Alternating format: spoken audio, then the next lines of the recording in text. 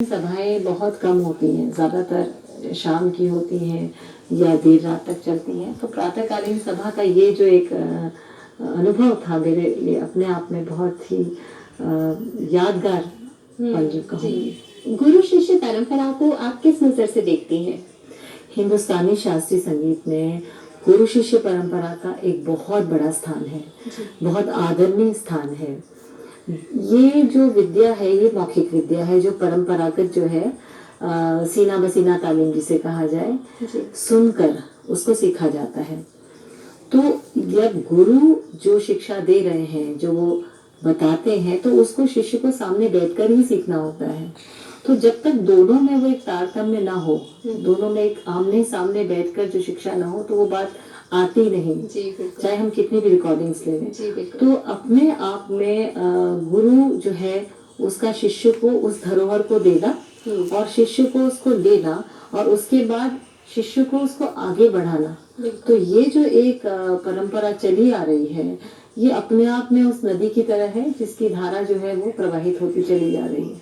तो इसी तरह जो है गुरु शिष्य परंपरा हमारी संस्कृति का एक अभिन्न अंग है। जी बिल्कुल, क्या बात है।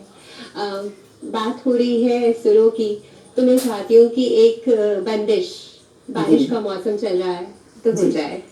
जरूर। ये है राग मियां मल्हार और रामपुर सदारंग परंपरा से मेरा ताल्लुक है और आचार्य बृहस्पति जी जो अपने आप में एक महान वाग्यकार रहे हैं, उनकी बंदिश है राग मियां मल्हार की 3 ताल में। जी।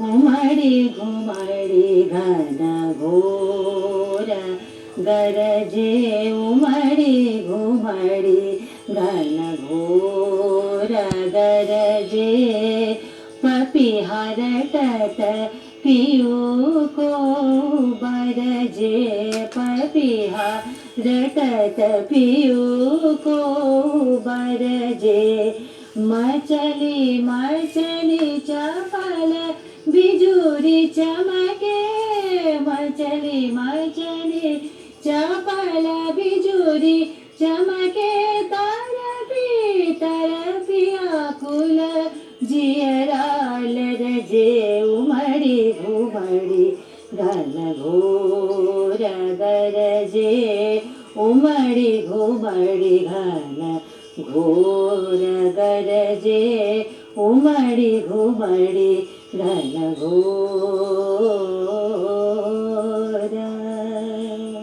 क्या बात है, क्या बात है। बहुत खूब सरिता जी, बहुत खूब। हमारे नाज़रीन को भी बहुत अच्छा लगा होगा। आपने म्यूजिक को आगे बढ़ावा देने के लिए क्या क्या प्रयास किए? देखिए, सबसे पहली बात की जो शास्त्रीय संगीत है उसको लोग बहुत मुश्किल समझते हैं। तो ये बात तो बिल्कुल सही है कि शास्त्रीय संगीत करने के लिए एक लगन और एक संयम की जरूरत होती है। बहुत एक शॉर्टकट नहीं है इसमें, लेकिन जो एक धारणा बनी हुई है कि ये बहुत मुश्किल है या नहीं किया जा सकता, मेरी कोशिश रहती है कि इस मुश्किल शब्द को थोड़ा सा हटाकर उसको सहज बनाकर आगे की जनरेशन को दूं, जो स्टूडेंट्स हैं, जो लोग भी संगीत में अपना शौक रखते हैं, जो उसको सीखना चाहते हैं, तो उनको रागों की जटिलता जो है वो महसूस ना हो, उनको समझकर वो उसको करें। तो मेरी यही कोशिश रहती है और इसी प्रयास को लेते हुए मैं आगे जो भी जिन स्टूडेंट्स को भी सिखाती हूँ, चाहे वो मेरे कॉलेज में हो चाहे मेरे अपने स्टूडेंट्स हों, बिल्कुल सहज बना के उनको कि ऐसी कोई मुश्किल नहीं है, कोई भी चीज असंभव नहीं है, लेकिन ये बताते कौन से कॉलेज में स्टूडेंट है? मेहनत लगती है जी। उसमें। आप ये नहीं कौन से कॉलेज में 6 महीने में तैयार हो जाएंगे, कई वर्ष लगते हैं। तो वो लगन और वो धैर्य जो है उसको समझना चाहिए, उसको सीखना चाहिए, तभी आप कुछ पा सकते हैं। जी बिल्कुल, धैर्य तो चाहिए और इसमें लगन भी चाहिए। बिल्कुल। आप आज गुफ्तगू के जरिए जी किन लोगों को याद करना चाहेंगे जो भी आपके इस सफर के दौरान आपको कुछ ऐसे लोग मिले होंगे, उनमें से आप किसे याद करना चाहेंगे? बहुत से लोग हैं जिनको याद करती हूँ जब भी संगीत का सफ़र के बारे में सोचती हूँ। सबसे पहले मैं याद करती हूँ अपने प्रथम गुरु पंडित शंकरनाथ पाटिल जी को, कि जिनका बहुत बड़ा योगदान है मुझे संगीत के क्षेत्र में लाने का। यदि उन्होंने मुझे सुर से परिचय नहीं कराया होता तो शायद मैं इस फील्ड में होती ही नहीं। और मैं बहुत धन्यवाद करूंगी अपने माता पिता का, क्योंकि मेरे पिताजी खास तौर पे जब मैं गुरुजी से सीखती थी तो मेरे पिताजी हमारी क्लास के बाहर बैठा करते थे और वो घंटों बैठे रहते थे कि जब तक कि मेरी शिक्षा चल रही होती थी। तो दोनों का मैं तहे दिल से धन्यवाद करूंगी। और मैं याद करती हूँ अपने गुरु विदुषी श्रीमती सुलोचना बृहस्पति जी को, जिनका जीवन अपने आप में मेरे लिए प्रेरणा है।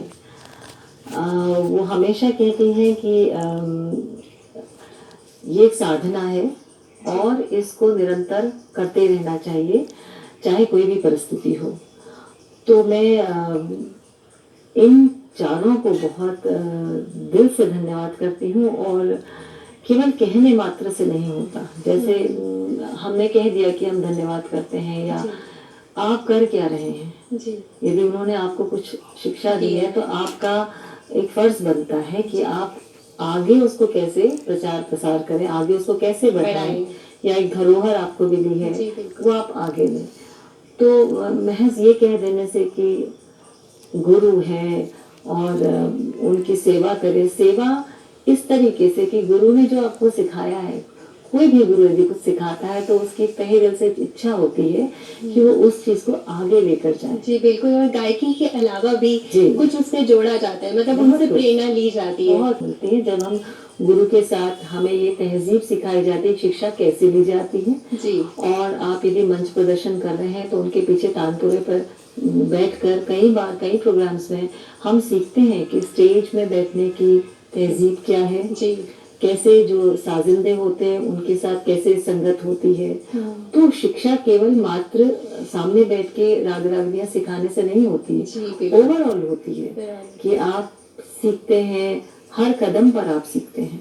तो इसी चीज को मैंने जो भी प्राप्त किया उसको कोशिश करती हूँ कि उसको आगे बढ़ाऊं, और यही अपने गुरुओं के प्रति जो है श्रद्धा कहें या उनकी परंपरा को आगे ले जाने का तरीका है जी।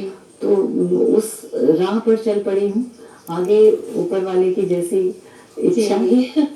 तो उनको याद करते हुए कोई एक बंदिश सुना दीजिए प्लीज। जरूर। एक बहुत सुंदर बंदिश उर्दू में रचना की है, राग संजोग, जो आचार्य बृहस्पति जी का ही रचा हुआ एक राग है। मैंने अपनी गुरु विदुषी श्रीमती सुलोचना बृहस्पति जी से सीखा ये, क्योंकि उर्दू में बहुत कम बंदिशें मिलती हैं जी बिल्कुल। तो एक बहुत खूबसूरत बंदिश है, राग संजोग, तीन ताल में। ऐसी भी क्या नाराजी कहिए, ऐसी भी क्या नाराजी कहिए, माना खता